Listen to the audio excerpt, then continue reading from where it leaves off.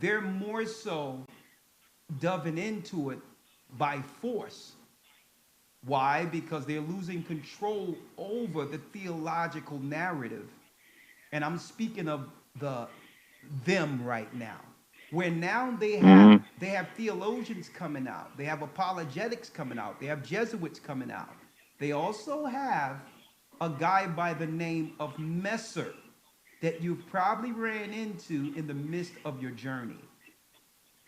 He so happened to be a Messianic Jew. Have you heard of Messer? I think I have. He's a European Jew or what? No, he's a Christian Jew. He's by the name of Messer. Okay. No, no, no. I All don't. right. I don't think I have. Yeah, because someone says turn up my volume. Let me turn it up. One moment. Let's see here.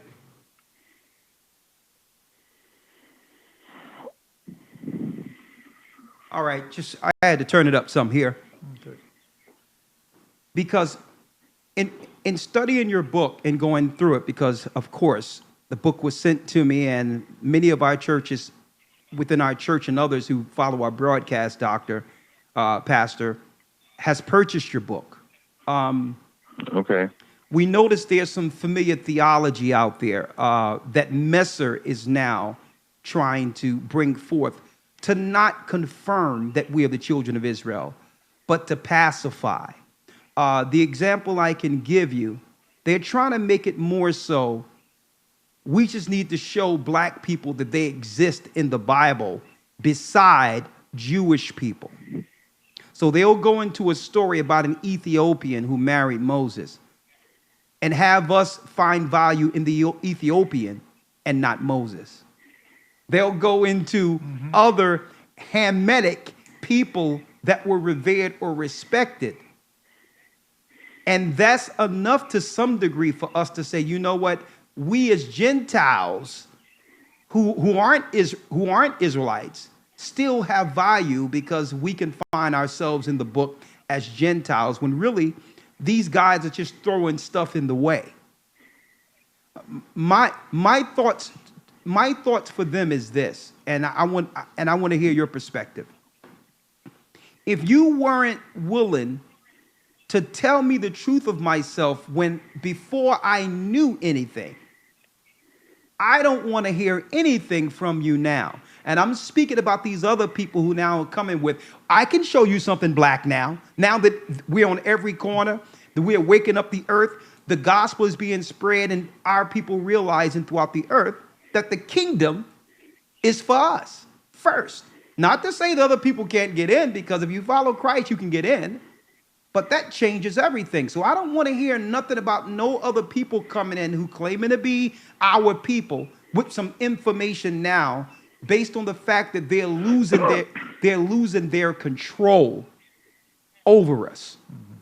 What say you? Hmm. What say you on that? Because now we have other people coming with other persuasions with an opinion on this when they said nothing, when we had no value, realizing that we had no insight at all on our history, our rich history written of in the Bible, Moses, Jeremiah, Jesus Christ, the disciples, that the ministry we call Christianity today started with black people, right? So, Yeah. Yeah.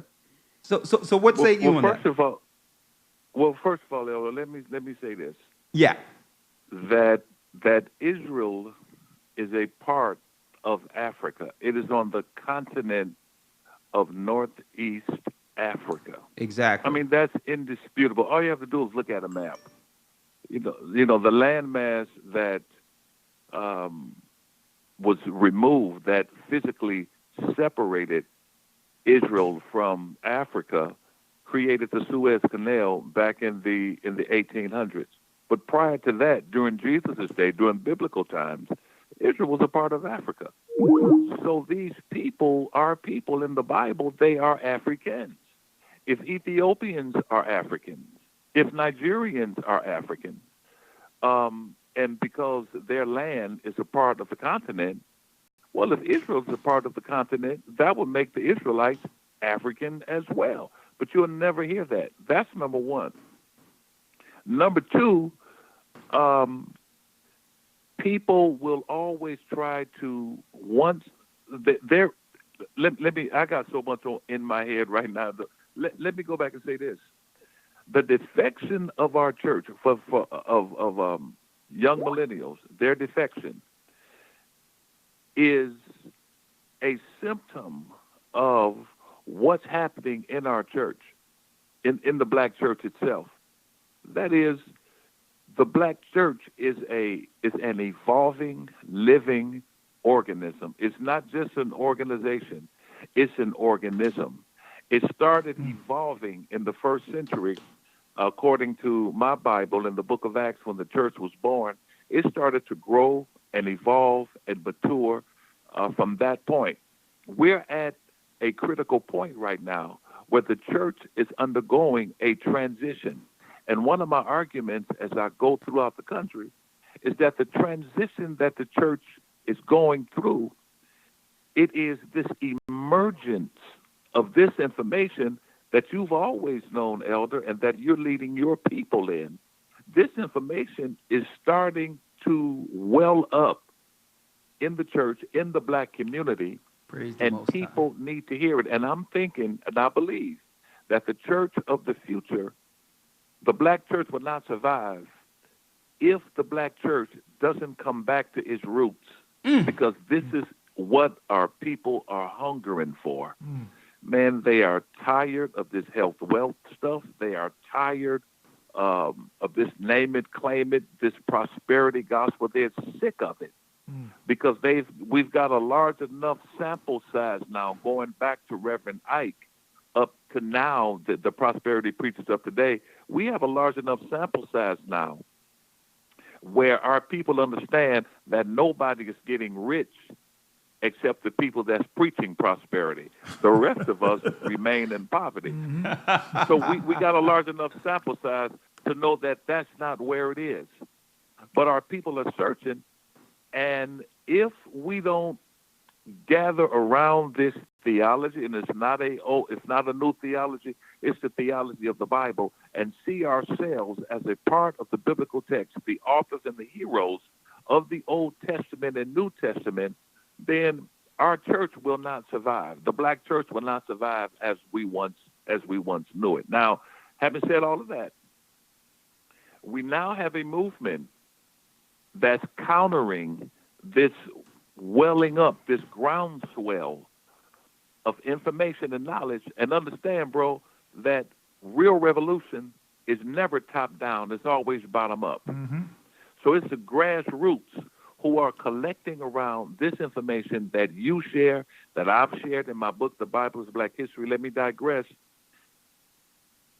The writing of this book, the challenge was not to have page volumes. The challenge was to winnow down this information so that it can be digestible to the average person.